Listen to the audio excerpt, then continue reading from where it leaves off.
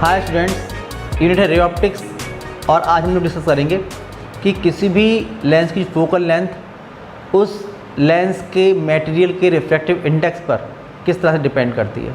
मतलब कहने का ये है कि अगर लेंस ग्लास का बना हुआ है, बाहर एयर है और बाद में आपने उस लेंस को डिप कर दिया किसी लिक्विड में या किसी दूसरे मीडियम में, तो फिर उसकी फोकल लेंथ, उसकी पावर और उसकी नेचर किस तरह से चेंज होगी। ये आर्टिकल तो कम आता है, लेकिन इस पर बेस्ड जो क्वेश्चंस हैं, न्यूमेरिकल प्रॉब्लम्स वो आती हैं, कॉन्सेप्चुअल प्रॉब्लम्स आती हैं, इसलिए इसको समझिएगा और इसी तरह से कीजिएगा। तो हम लोग डिस्कस करने वाले हैं dependence of focal length of a lens upon the refractive index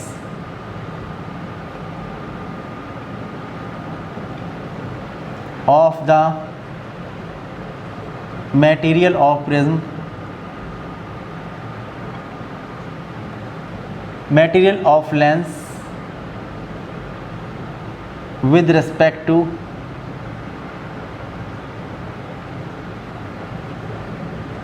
surrounding medium।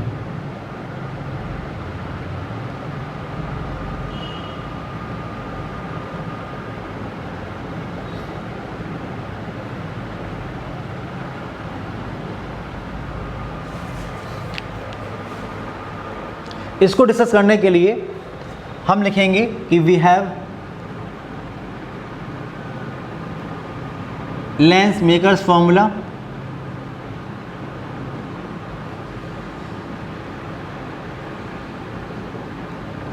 One upon F is equal to N minus one, one upon R one minus one upon R two. ये formula आपके पास है, lens maker formula. And power of the lens ये है P is equal to one upon F number B। तो देखिए आप समझ रहे हैं यहाँ से कि जो फोकल लेंथ है लेंस की वो रिफ्रैक्टिव इंडेक्स पर डिपेंड करती है। Refractive index of the material of lens with respect to surrounding medium, और अगर n चेंज होगा तो लेंस की फोकल लेंथ चेंज हो जाएगी, और जब फोकल लेंथ चेंज होगी तो पावर चेंज हो जाएगी। तो आज हम लोग इसके बारे में बात करने वाले हैं। अब आप देखिए कि आपके पास कोई भी एक लेंस है, सपोज़ ग्लास का बना हुआ है और वो रखा है एयर में, तो उसकी फोकल लेंथ और पावर कितनी होंगी, कैसे निकाल सकते हैं। तो आप समझिए, आप लिखेंगे case first, when a lens of glass of refractive index ANG with respect to air is placed in air।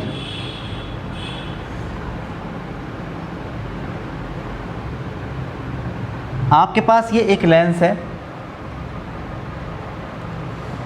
Shape मैंने ज़रूर बनाई है इसकी कॉन्वेक्स,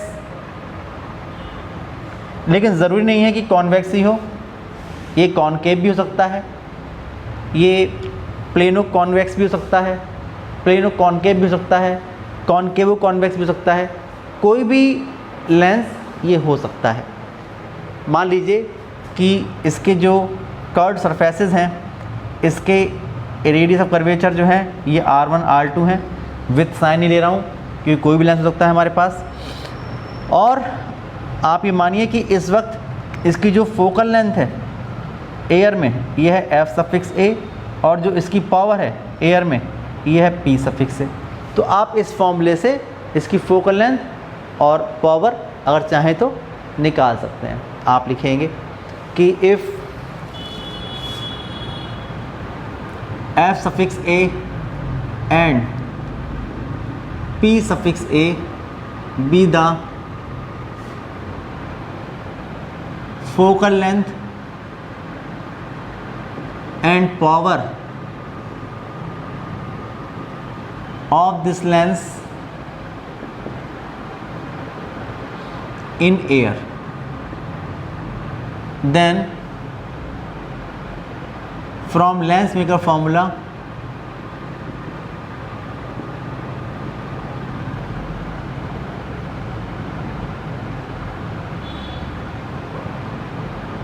A, इससे आप देखिए क्या रहेगा एक्सप्रेशन, ये रहेगा 1/1 F suffix A is equal to, जहाँ लिखा है N, तो एयर के रेस्पेक्ट में भी आप देखिए ये तो है एयर और ये काहे का बना हुआ है, ये बना हुआ है ग्लास का, तो रिफ्रैक्शन कहाँ से कहाँ हो रहा है, एयर टू ग्लास, तो यहाँ पर जहाँ लिखा है N, ये आएगा ANG -1 with in bracket 1/R1 -1/R2, equation number 1 ये आ जाएगा। ओके, और पावर जो होगी PA ये होगा 1/FA, इस तरह से आप चाहें तो पावर भी निकाल सकते हैं। यहाँ R1 और R2 क्या है, जो भी लेंस आपने लिया हुआ है उसकी रेडियस ऑफ कर्वेचर है, आप लिखेंगे here R1 and R2 be radii of curvatures of both the surfaces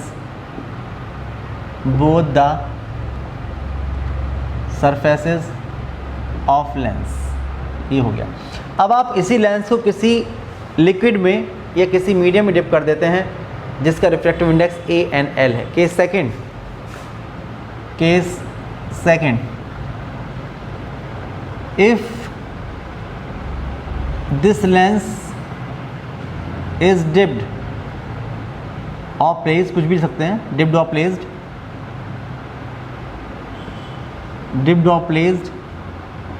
in a liquid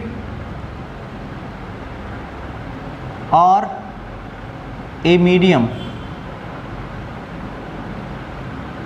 in a liquid or in a medium of refractive index ANL, तब क्या होगा?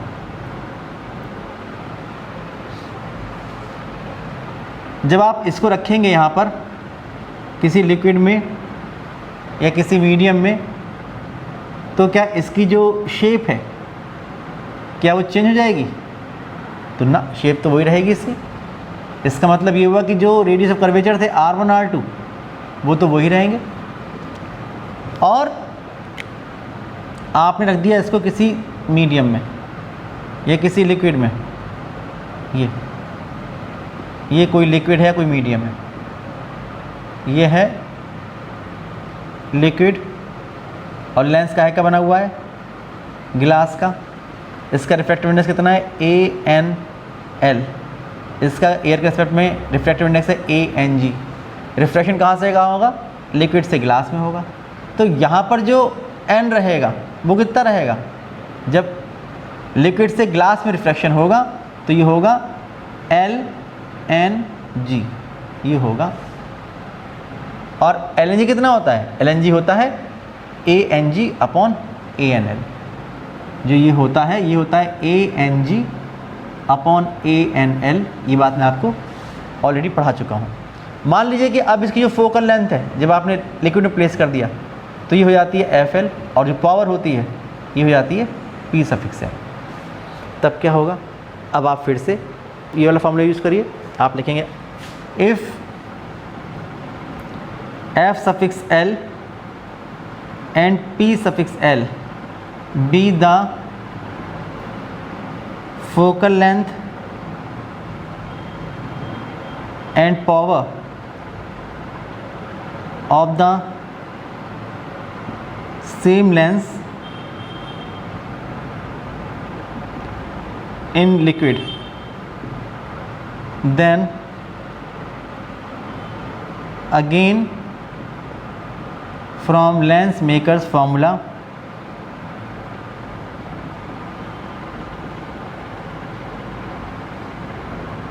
A in this case। फिर से आप ये वाला फॉर्मूला यूज़ करेंगे, lens maker formula, तो होगा 1/F, कौन सा, FL। यहाँ लिखेंगे 1/FL। और यहाँ पर क्या लिखेंगे क्योंकि n यहाँ पर हो गया LNG, लेकिन ये वही रहा, तो आप लिखेंगे 1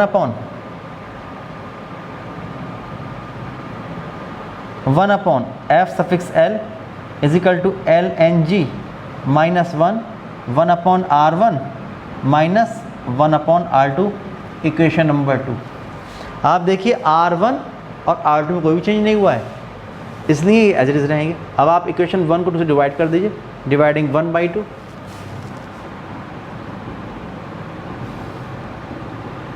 डिवाइडिंग 1/2 वी गेट, तो 1 क्या है 1 अपॉन F सफिक्स A और 2 क्या है 1 upon F suffix L is equal to, यहाँ लिखा है ANG minus 1 with in bracket 1 upon R1 minus 1 upon R2, और यहाँ लिखा हुआ है LNG minus 1 with in bracket 1 upon R1 minus 1 upon R2। इससे ये कैंसिल हो जाएगा और ये पहुँचेगा ऊपर, तो हो जाएगा FL upon FA is equal to हो जाएगा ANG minus 1 upon LNG minus 1, ये हो जाएगा। तो यहाँ से FL निकाल लीजिए, आप लिखेंगे कि hence focal length of the lens in liquid, तो हो जाएगा F suffix L is equal to F suffix A with in bracket ANG minus 1 upon LNG minus 1।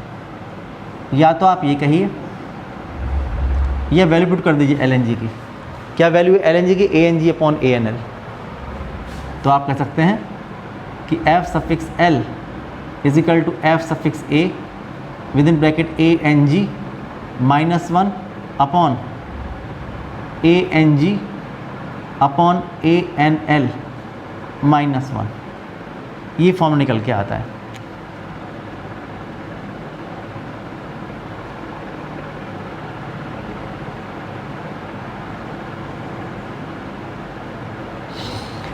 ठीक है, ये फॉर्मूला आपके पास निकल के आता है।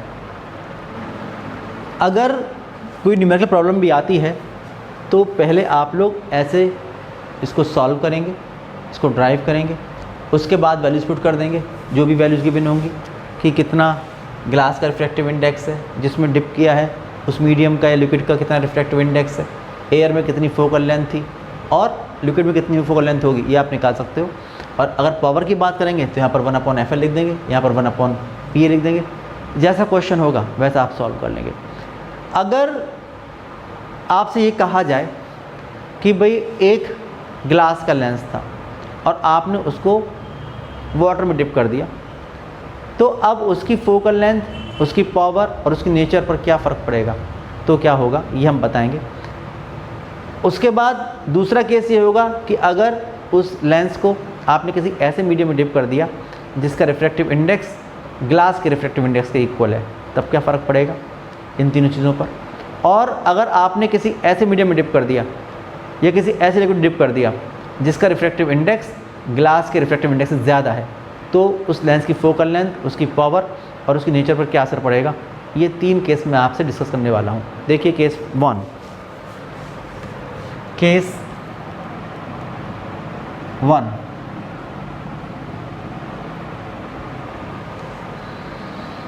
if ANL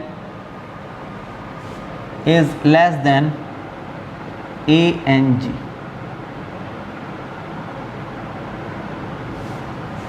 for example,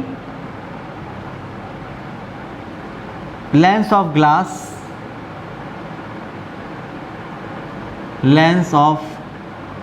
glass is dipped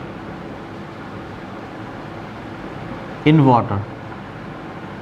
अगर इस तरह का क्वेश्चन आता है तो आप क्या करेंगे। तो आप ये देखिए कि जो ANL होता है किसी भी लिक्विड का रिफ्रैक्टिव इंडेक्स, उसकी वैल्यू हमेशा 1 से तो ज़्यादा ही होगी।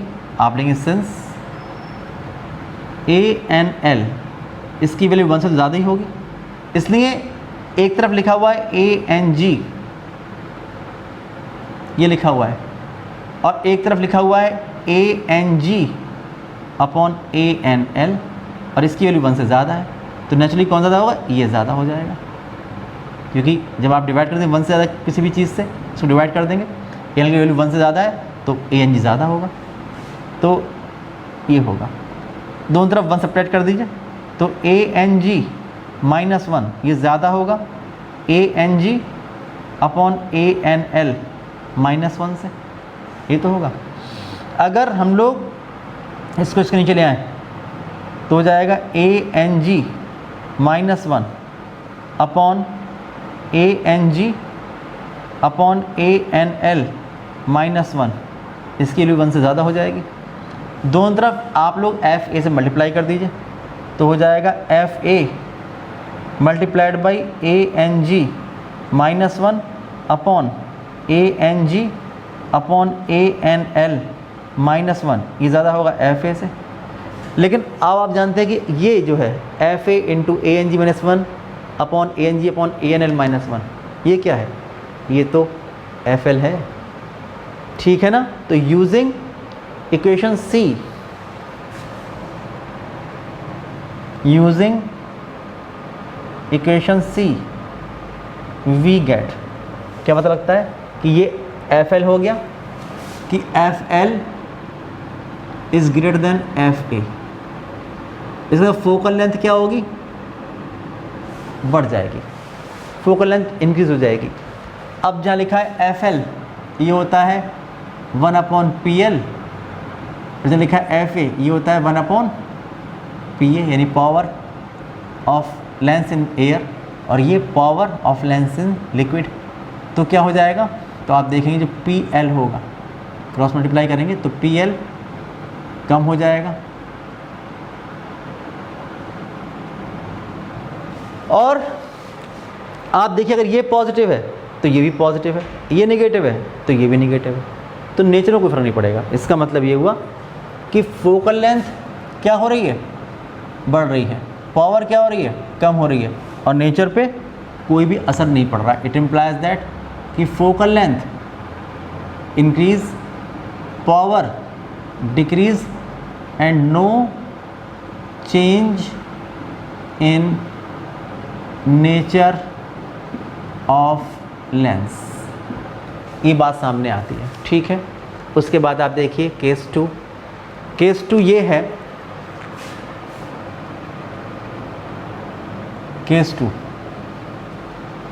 If ANL is equal to ANG, अगर आपने किसी ऐसे मीडियम में डिप कर दिया जिसका रिफ्रैक्टिव इंडेक्स लेंस के रिफ्रैक्टिव इंडेक्स के इक्वली है, जिसका रिफ्रैक्टिव इंडेक्स उस लेंस के मटेरियल के रिफ्रैक्टिव इंडेक्स के इक्वली है, तब क्या होगा। तो आप देखिए कि फ्रॉम इक्वेशन C, अगर ऐसा केस कोई आता है तब क्या होगा, आप लिखेंगे कि from equation C we have FL is equal to होगा FA with in bracket ANG minus 1 upon ANG, और ये ANL जो है ये भी ANG माइनस 1, इससे ये कैंसिल, तो FL इज इक्वल टू होगा F suffix A ANG minus 1 और अपॉन 1 माइनस 1 कितना हो जाएगा, 0, तो F सफिक्स L कितना हो जाएगा, इनफाइनाइट। तो फोकल लेंथ हो जाएगी इनफाइनाइट, और आप जानते हैं कि जो पावर ऑफ लेंस होती है ये होती है 1 अपॉन फोकल लेंथ, यानी 1 अपॉन इनफाइनाइट, तो 0, तो पावर हो जाएगी 0। तो जब फोकल लेंथ इनफाइनाइट और पावर ऑफ द लेंस 0 हो जाती है तो ये एक transparent plane sheet of glass की तरह वर्क करता है। इसका मतलब जो भी रेज आएंगी वो ऐसे चली जाएंगी, बिना मुड़े हुए, बिना बैंड हुए चली जाएंगी। क्यों, क्योंकि मीडियम एक तरह से चेंज ही नहीं हुआ। जब रिफ्रैक्टिव इंडेक्स चेंज नहीं हो रहा है तो लाइट रेज जो होंगी अपने पास से डेविएट ही नहीं होंगी। ये तो आप पढ़ चुके रिफ्रैक्शन में कि अगर मीडियम चेंज नहीं होता है तो फिर लाइट रेज अपने पास से डेविएट नहीं हुआ करती हैं। तो आप लिखेंगे इस बात को, आप लिखेंगे कि in this case the lens will behave like a transparent plain sheet of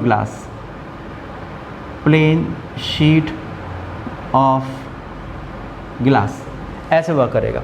और केस 3 देखिए कि अगर किसी ऐसे मीडियम में आप डिप कर देते हैं जिसका रिफ्रैक्टिव इंडेक्स लेंस के मटेरियल के रिफ्रैक्टिव इंडेक्स से ज़्यादा है, आप लिखेंगे केस 3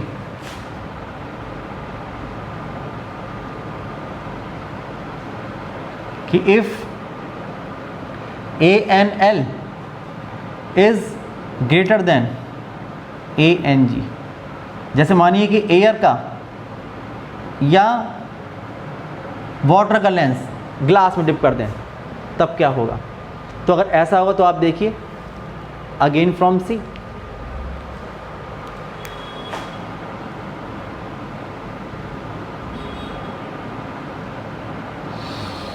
जो FL होगा ये होगा F suffix A ANG -1 upon ANG upon ANL -1।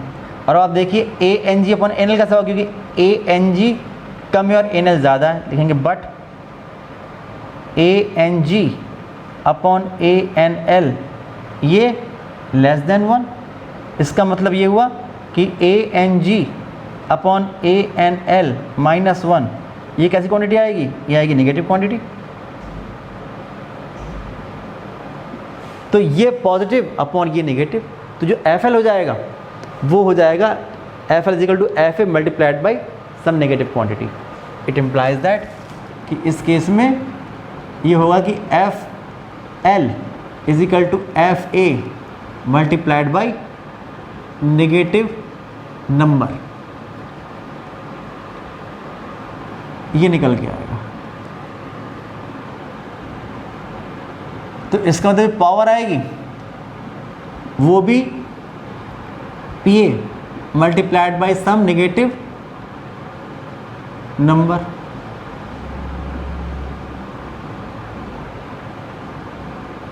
तो इसका मतलब ये हुआ कि अगर ये लेंस F अगर पॉजिटिव था तो FL नेगेटिव आएगा, और ये नेगेटिव था तो ये पॉजिटिव आएगा। इसका मतलब ये हुआ कि जो लेंस शेप में कॉन्वेक्स था वो कॉनकेव लेंस की तरह बिहेव करेगा, जो शेप में कॉनकेव लेंस था वो कॉन्वेक्स लेंस की तरह बिहेव करेगा। यानी कि शेप में कॉन्वेक्स लेंस डाइवर्जिंग लेंस की तरह और कॉनकेव लेंस कन्वर्जिंग लेंस की तरह वर्क करेगा। ये बात होगी। यहाँ पर आप लिखेंगे कि यहाँ पर focal length, power and nature of the lens will change, that is convex lens will work as diverging lens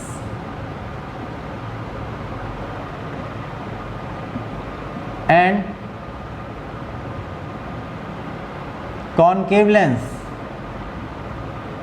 will work as converging lens।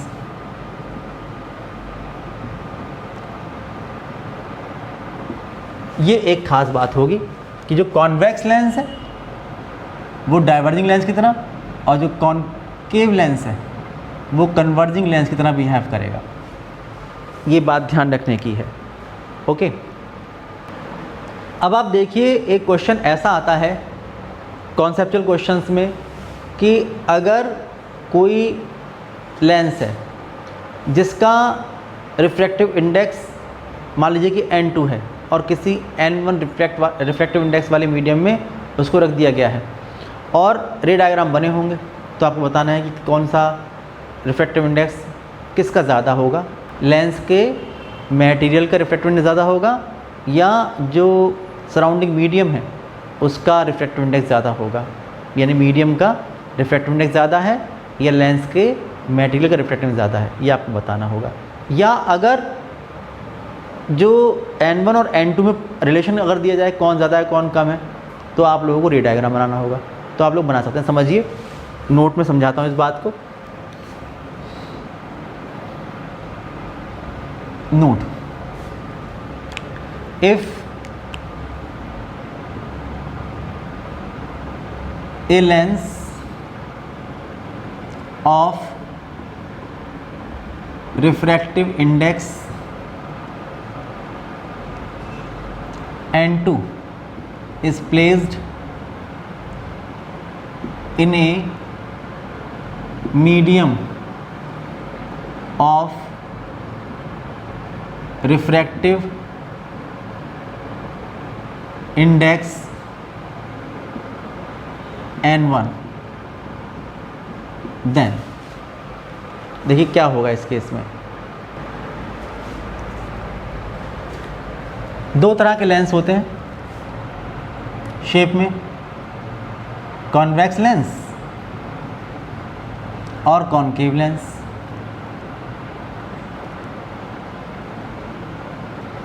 इसमें ये मानिए केस 1,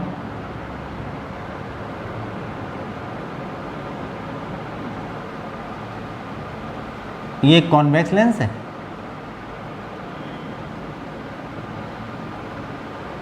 और ये कॉनकेव लेंस है।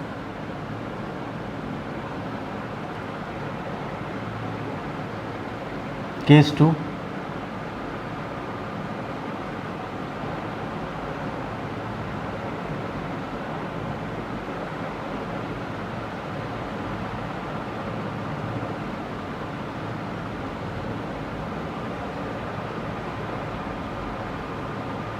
केस 3,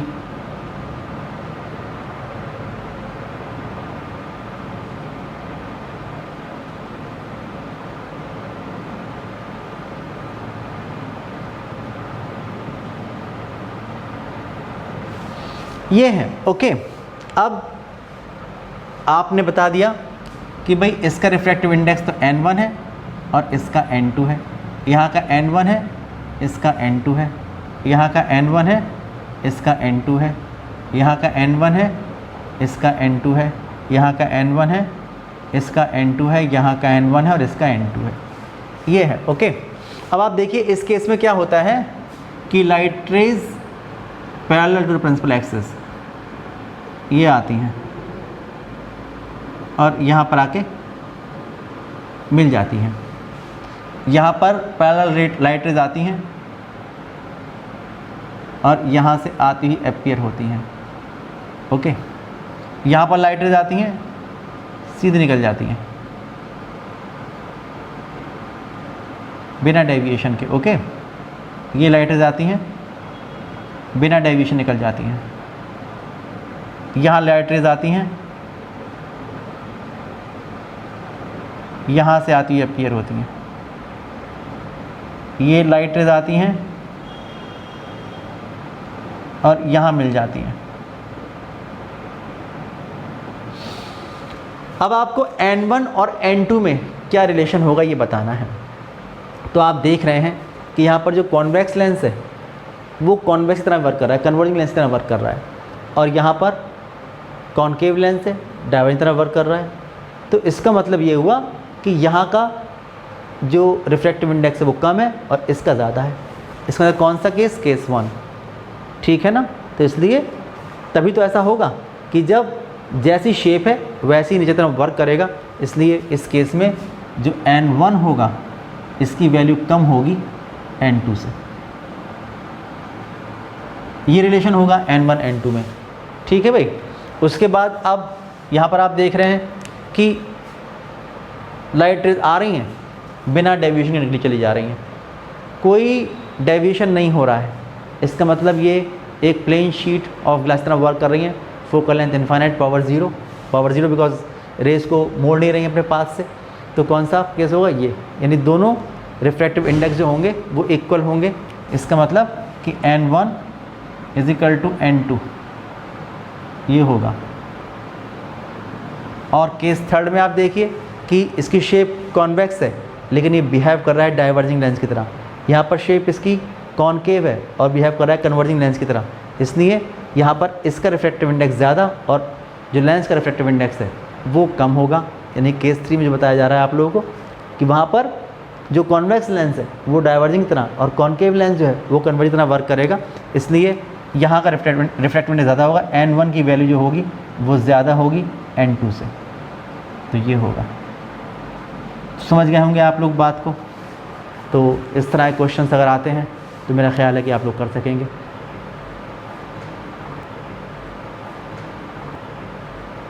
आज की वीडियो में इतना रखते हैं, नेक्स्ट वीडियो में जो रिमेनिंग टॉपिक्स हैं वो डिस्कस करेंगे। तब तक के लिए बाय बाय।